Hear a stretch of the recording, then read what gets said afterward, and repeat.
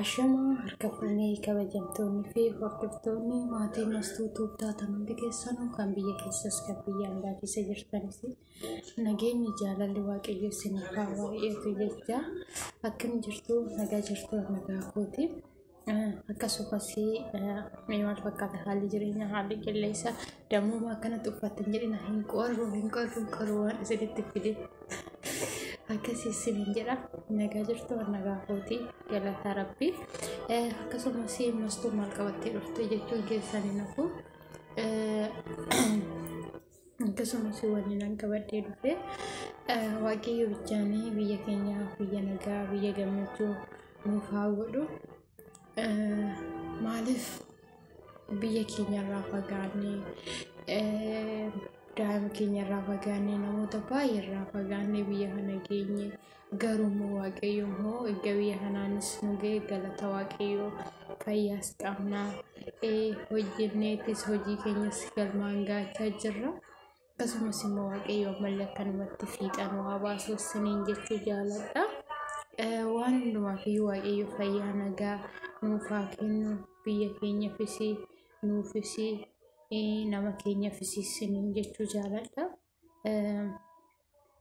yeroo tokko ni jobboleewwan keenya biyya ambaa keessatti siqaa'ii garagaraa argaa jiru biyya ambaa keessatti wanta garagaraa argaa jiru waaqayyo isaaniif illee bakka jiranitti bakka taa'anitti fayyaa isaaniif haa kennu bakka deemanitti waaqayyo isaan wajjin haa ta'u maaliif namni tokko biyya isaatii ba'uun hojjetamee jijjiirratee biyya isaatti deebi'ee galuufi maaliif misaa yeroo nyaatu gizee meeqarraa yaamama anama fakkeenyaaf mataa kootiin viidiyoo yeroo hojjetan gizee 5 gizee 6 dhaaba dhugaa viidiyoo hiyya jechuudha maaliif kuni biyya ambaa keessa sila ta'e osoo biyya keenya ta'ee garuu fataa jennee viidiyoo ka barbaannetti hojjennee wanta yaada keenya waan haasa'uu barbaanne waan gochuu barbaanne mana keenya keessatti dhugaa rabbi buna illee daffisaa viidiyoo garagaraa waraabnee gallakkisuu dandeenya biyya oromaa keessatti garuu akkasiin jiru waaqayyo immoo akka baanetti biyya ambaa keenya keessatti nu hambisee nagaan biyya keenyatti nu agartu arseeman biyya madaalamii akka biyya keenyaa baanetti biyya ambaa keessatti nu hambisine waaqayyo fayyaa nagaa keenya nuuf kenne nama biyya keenyatti galu nama maatii keenya biratti galee maatii keenya ijaan arginu waaqayyo nu haa taasisu ijoollee baay'een ana wajjin nu ga'e kan daa'ima keenya gannee biyyaa baanee jira kan mana ofii cufee biyyaa ba'ee jira kan maatii ofii gatee biyyaa ba'ee jira hawwii beekarra jirra gallee daa'ima keenya argina gallee biyya keenya argina galleetu maatii keenya wajjin gammannee jiraanna gallee daa'ima keenya wajjin gammannee jiraanna jenne ijoollee baay'een keenya kan hawwinu jiru akkuma nu immoo kana hawwinu riyyoonni keenya immoo tidaarii godhatanii osoo daa'imman godhatan kan dhufan tidaarii godhachuudhaaf of afootti kan hawwaa jiran isaanillee ijoollee riyyoonni keenya ijoollee baay'ee hawwaa jiru waaqayyo hawwii isaanii kana galmaan isaanii haa ga'u haati teenya qulqullooftuun turboo maaramii arseemaan abbaan keenya madaalalamin abbaan keenya gabreeliin kan yaadan kan fedha isaanii itti yaa guutuu fi maaliif kan hawwitu sammuu keenya kanaa sa'uutu arraba keenya malee kan itti namaa guutu waaqayyo tokkicha bichaadha waaqayyo waan yaadanis waan hawwitanis itti siniif haa guutu siniin jechuu jaaladha maaliif namni tokko fayyaa ta'uun hawwii tokko godhachuun wanni tokko waan hawwan tokko galmaan gaachuun fayyaa yoo qabaatanii waaqayyo immoo akkanumatti fayyaa nagaa keenya nuuf kenne nama biyya keenyattis gallee maatii keenya birattis gallee biyya keenyattis gallee waan hawwines galmaan gaannu waaqayyo nu haa taasisu maaliif waaqayyo sababa isaaniifiyyuu waaqayyo akkanumatti fayyaa nagaa keenya nuuf haa kennu siniin jechuu jaaladha warroota afaan oromiffa haasa'uu hin dandeenyeef dammoo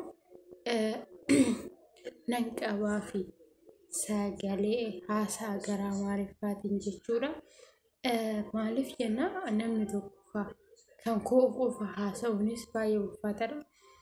ሰላም ሰላም እህቶቼ ወንድሞቼ ሁላችሁም በሰው ሀገር ውስጥ የምትገኙ በሀገራችሁም የምትገኙ ሁላችሁም መድኃኒዓለም እሱ የፈጠረን አምላክ ቸሩ መድኃኒዓለም ከሁላችን ጋር ይሁን።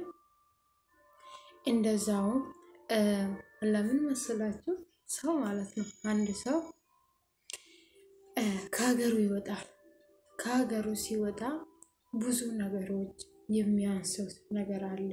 ብዙ ነገሮች የሚጎለው ነገር አለ። ለምን አወል ህፃናት ቤተሰቦቻችን ጥለን ከወጣ ቤተሰቦቻችንን እናስታውሳለን።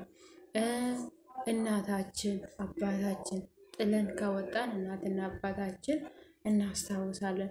ትዳር ኖሮን ትዳራችን ጥለን ከወጣን ስለ ትዳራችን ነው የምናስበው። ስንት ነገር አለ የሰው ሀገር ኖሮ ማለት ነው። ይሄን ሁሉ እያሰብን ስንት ነገር እየሆን የሰው ሀገር እየኖርን ነው። ስለዚህ እግዚአብሔር ብቻ ከሁላችንም ጋር ሆኖ በሰላም በደስታ ሀገራችን ይመልሰን። እሱ ቸሩ መድኃኒዓለም አባታችን ገብርኤል እናታችን ድንግልቷ ማርያም እሷ በያለንበት ቦታ በነሄድበት ቦታ እሷ ትጠብቀን። እናታችን አርሴማ ትጠብቀን ሁላችንም። እኔ እንጃ ምንም ማለት እኔም ማወራበት ቃላቶች የለኝም። ስለዚህ እግዚአብሔር ይጠብቀን።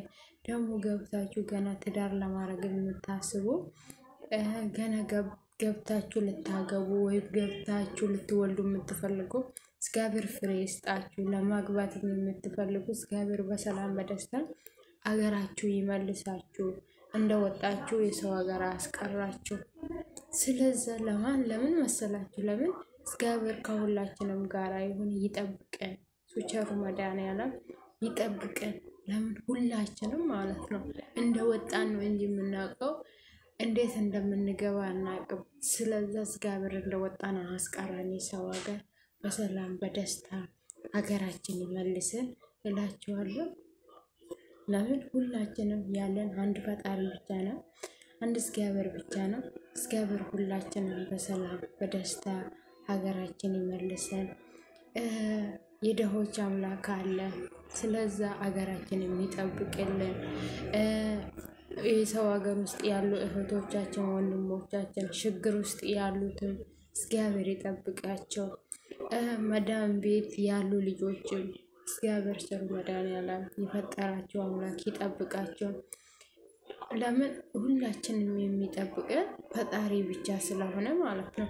ደግሞ ውጪ ወጥተው የሚሰሩ እህቶቻችን እነሱም እግዚአብሔር ይጠብቃቸው። ስራ ያጡ ስራ ይስጣቸው።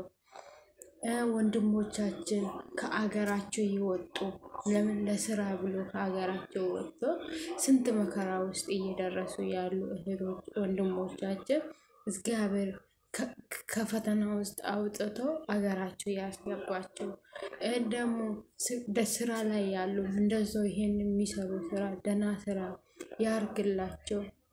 ባዳ ዘመድ ያርግላችሁ ብለን እግዚአብሔር እንለምን ለእህቶቻችን ለወንድሞቻችን። ለምን ሁሉም ፈጣሪ ብቻ ነው ለሁላችንም የሚጠብቀን። ስለዚህ ለሁላችንም ፈጣሪ ይጠብቀን። ቸሩ መድኃኒዓለም ይጠብቀን እላችኋለሁ። ለምን ሁላችንም አንድ እግዚአብሔር ነው እንጂ ያለነው እናትና አባታችን ራሱ እኛ ጋር ቢኖሩ ምንም አያረጉልን። የሚያረግልን አንድ ፈጣሪ ብቻ ነው እላችኋለሁ። ፈጣሪ ሁላችንም የሚጠብቀን ቸሩ መድኃኒዓለም ሁላችንም የሚጠብቀን እላችኋለሁ። እኔ ቪዲዮ ማወራ ላይ አንድ ጥፋት ካለ እኔ የምናገረው ላይ ጥፋቶች ካሉ ይቅርታ ይላቸዋለሁ። ለምን አንድ ሰው የሚያወራ ላይ የምናገር ላይ አንድ ቪዲዮ ላይ አንድ ቃላቶች መጥፎ ቃል ከተናገርኩ ይቅርታ አድርጉልኝ። ለምን ለሁሉም ይቅርታ ነው የሚያስፈልገው ማለት ነው። ስለዚህ ይቅርታ በሉኝ እላችኋለሁ። ስለዚህ የኔ ቪዲዮ የዛሬ ቪዲዮ በዚሁ ላይ ነው የሚያልቀው።